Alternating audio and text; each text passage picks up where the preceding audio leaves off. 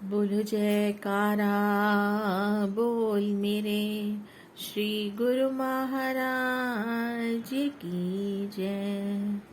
श्री अमर ज्योति दर्शन शरणागति। आप रायपुर में थे। सन 1947 में देश विभाजन हुआ तो बड़े भाई साहब ने आपको कलकत्ता बुला लिया और आपके लिए साल किया जनरल स्टोर नाम की दुकान खोल दी। उस दुकान के ऊपर एक स्टोर बना हुआ था। आप नित्य प्रति 2-3 घंटे ऊपर चले जाते और भजन अभ्यास में लीन हो जाते। कुछ समय पश्चात आपने अपने बड़े भाई साहब से कहा कि यहाँ हमारा मन नहीं लगता। आपके हृदय में शरणागत होने की लगन लगी हुई थी, किंतु घर में सबसे छोटे होने के कारण सब आपसे अत्यधिक स्नेह करते थे। वे नहीं चाहते थे कि ऐश्वर्य संपदा छोड़कर आप साधु बन जाएं। उनका यही प्रयत्न था कि आप घर पर रहकर ही भजन भक्ति करें। आप प्रातः घर में भजन अभ्यास करते। आपने सबको कह दिया था कि हमें कभी भी जबरदस्ती उठाने की चेष्टा न करना। जब तक हमारा जी चाहे हमें बैठा बैठा रहने दिया करे। एक बार भजन अभ्यास में अधिक समय बीत गया। आपके मुखमंडल पर तेज धूप आ गई। आपने प्रातः से भोजन भी ग्रहण नहीं किया था। आपके प्रति बड़ी बहन का हार्दिक स्नेह होने से उसने आपको भजन अभ्यास से उठा लिया। आपने फरमाया, बहन, हमें भजन से उठाकर अच्छा नहीं किया। आज अभी हमारे माथे पर श्री सद्गुरुदेव महाराज केसर का तिलक लगा रहे थे। आज अभी हमारे माथे पर श्री सद्गुरुदेव महाराज जी केसर का तिलक लगा रहे थे। इतना कह आपने फिर से आंखें मूंद ली। ध्यान अवस्था में ही आप विनय करने लगे कि भगवान, मेरी परीक्षा न लो, प्रतीक्षा तो समाप्त कर शीघ्र अपने चरणों की सेवा में स्थायी निवास दो। पहले भी आप अधिकतम समय श्री आनंदपुर में ही व्यतीत करते थे। वह दिन आ गया जब श्री तृतीय पातशाही जी महाराज जी ने आपके स्थायी रूप से रहने की विनय स्वीकार कर ली। आपने घर में सबको अपना निर्णय सुना दिया कि हमें श्री आनंदपुर की सेवा ही अपनी पूंजी, निजी जायदाद, निजी घर प्रतीत होता है। हमारा दृढ़ निश्चय एवं दृढ़ संकल्प यही है कि श्री चरणों में स्थायी शरणागति प्राप्त करें। घर के सभी सदस्यों को आपके प्रति अगाध प्रेम था, इसलिए उन्होंने आपकी प्रसन्नता और मौज को ही सर्वोपर माना।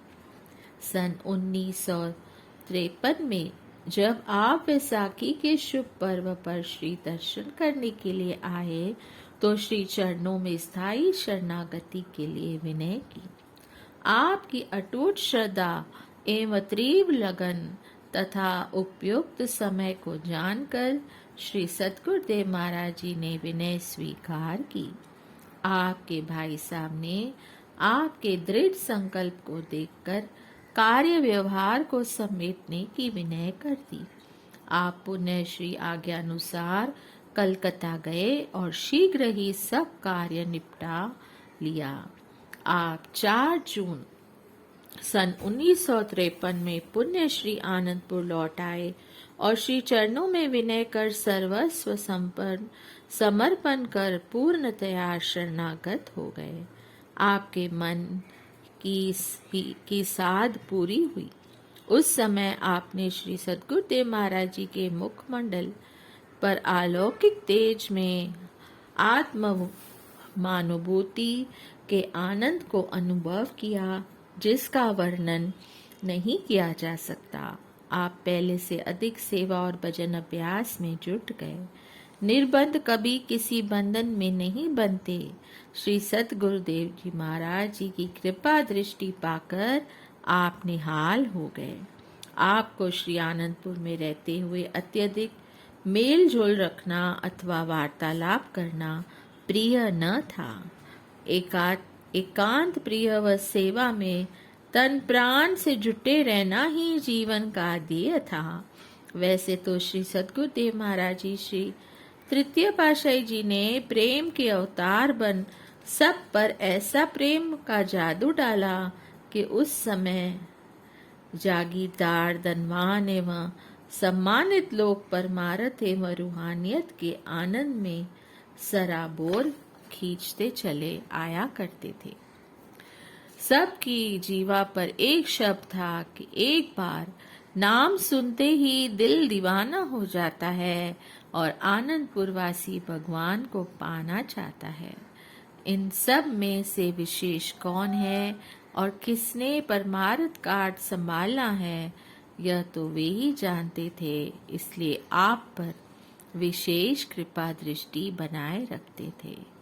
एक बार महात्मा सतगुरु सेवानंद जी श्रीमान जी ने महात्मा योगात्मानंद जी से कहा, महात्मा जी, हम आपसे एक बात पूछना चाहते हैं कि जब भी यह भक्त श्री राम प्रकाश श्री सतगुरुदेव महाराज जी के सामने आते हैं तो श्री गुरु महाराज जी के मुखारविंद पर दिव्य ज्योति और मुस्कान आ जाती है। इनमें क्या विशेषता है?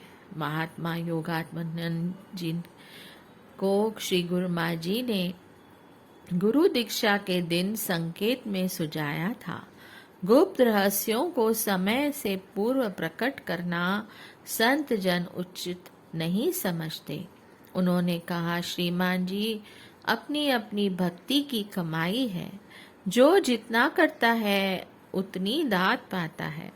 यह श्री गुरु महाराज जी स्वयं ही जाने। श्रीमान जी ने कहा, मेरा अनुभव तो यह कहता है कि मौज में जब आज गए कतरे से दरिया कर दिया। महात्मा जी ने कहा, नूरे हक को नूर हक में मिला लिया। श्रीमान जी, महापुरुषों के रहस्य एवं लीला तो स्वयं महापुरुष ही जानते हैं। तब महात्मा जी ने यह वार्ता श्री चरणों में विनय कर दी। श्री सतगुरुदेव महाराज जी ने फरमाया, महात्मा जी, आपने ठीक ही उत्तर दिया। हमने क्या देना है? यह तो दुर्दरगाही काम होते हैं जो महापुरुषों को करने होते हैं। महात्मा जी ने दंडवत प्रणाम कर श्री छवि को निहारा तो उस समय श्री सतगुरुदेव महाराज जी के मुखमंडल पर अलौकिक दीप्ति थी।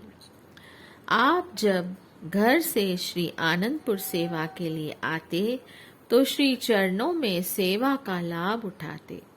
उस अवर्णनीय आनंद का भाई साहब को वर्णन करते हुए भावुक हो जाते।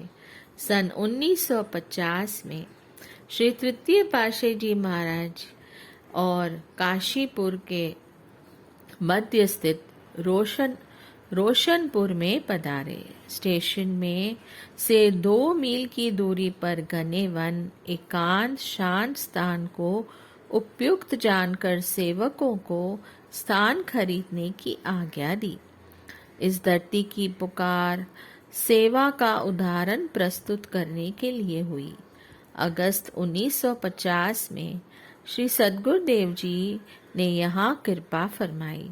आप भक्त वेश में महात्मा सत विचारानंद जी तथा अन्य महात्मा जन जी व भक्त जन सेवा के लिए साथ गए। वहां दिन रात सभी घने वन को साफ करने में जुटे हुए थे। कंटीली झाड़ियों की खरोंचों से कई बार रक्त भी बहता, परंतु प्रभु प्रेम में किसी को कुछ भी प्रतीत न होता।